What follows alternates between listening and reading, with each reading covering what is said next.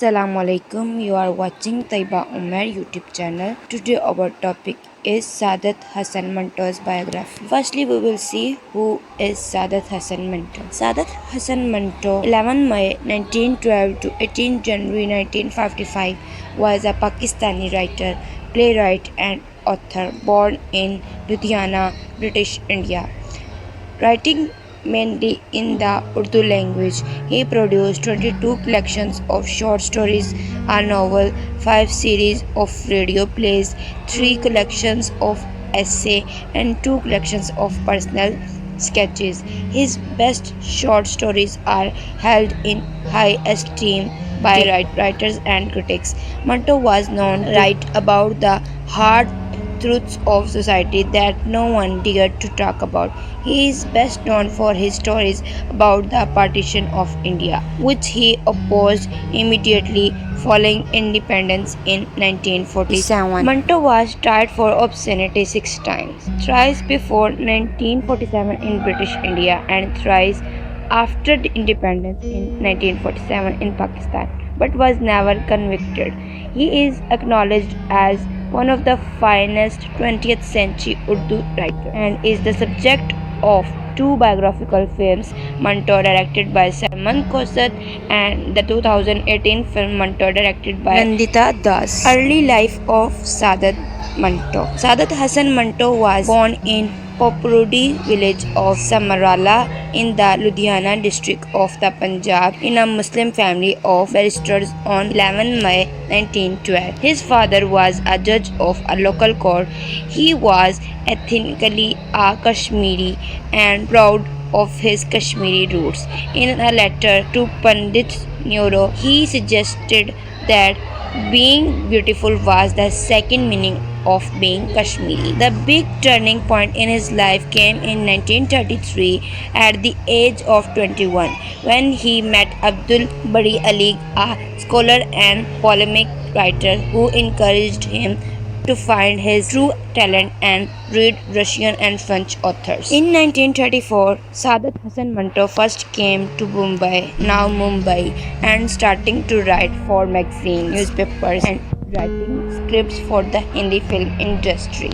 During this time, he became good friends with Noor Jahan, Nusrat, Ismat Chughtai, Shyam and Ashok Kumar. During this time, he lived in Foras Lane in the center of Mumbai's red light area of Kamthipura. What he saw then around him had a profound impact on his writing. Subsequently, Manto had also accepted the job of writing for Urdu services of All India Radio in 1947.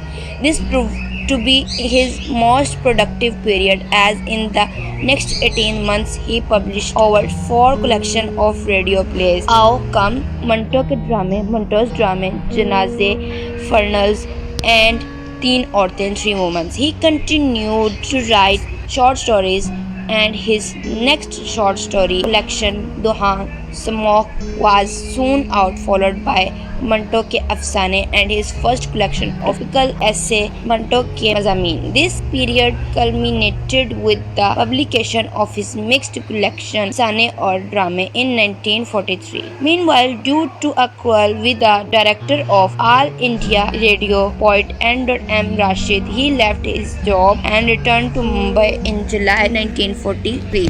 He again started working with film industry. He entered his best phase in screenwriting, giving films like Aat Din Shikari, Chal Chal Re, Naujawan and Mirza Ghalib, which was finally released in 1954. Some of his short stories also came from this phase, including Kali Shalwar, Dhua and Boo, which was published in Qaumi Jung, Mumbai in February 1945.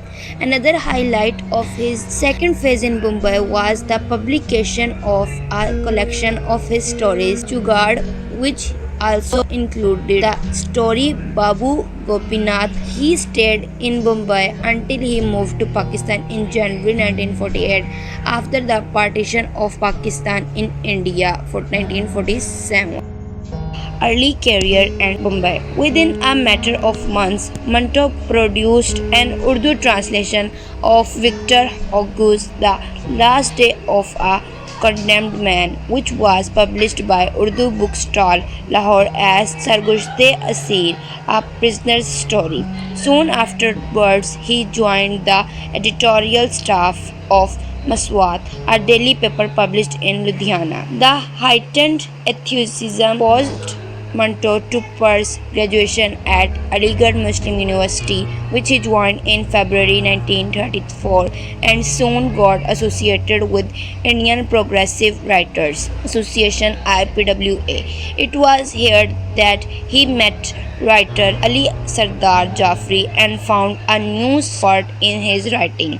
His second story, Inqilab Pasand, was published in Aligarh magazine in March 1935. Life in Lahore. When Manto arrived in Lahore from Mumbai, he associated with several intellectuals at Lahore's Park Tea House. According to one commentator, there was absolutely no external influence and people would share their opinions on any subject without fear, even during the military director's regimes. In Lahore, Manto lived with his wife and family in a room in Lakshmi Mansion located near Patika. The three-storied building was built by Lala Lajpat Rai's Lakshmi Insurance Company in 1938. Inaugurated by Sarojini Naidu and was at one time the residence of K. Santhanam, an eminent lawyer, and the family of a jeweler called Girdhari Lal. However, it was abandoned during the partition riots of 1947-48. The mansion is currently dilapidated and uninhabited, though its facade still exists, renovated and painted. Migration to Pakistan. As a resident of Bombay, Manto had intended to stay in India after partition. In 1948, his wife and children went to Lahore to visit their relatives and friends.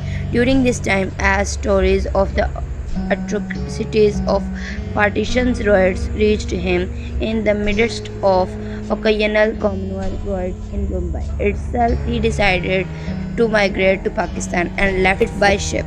Manto and his family thus founded themselves as Muhajirs and were among the millions of Muslims who left present-day India for the new Muslim majority nation of Pakistan. Death. In his later years, Manto had become increasingly alcoholic, which eventually led to cirrhosis of the liver. He died on 18 January 1955 in an apartment located off Hall Road in Lahore. His death was attributed to the effects of alcoholism. Have was survived by his wife Safiyah and daughters Nighat, Nuzhat and Nusrat. His daughter Nighat Bashir Patel still lives in the vicinity of the house where Manto lived.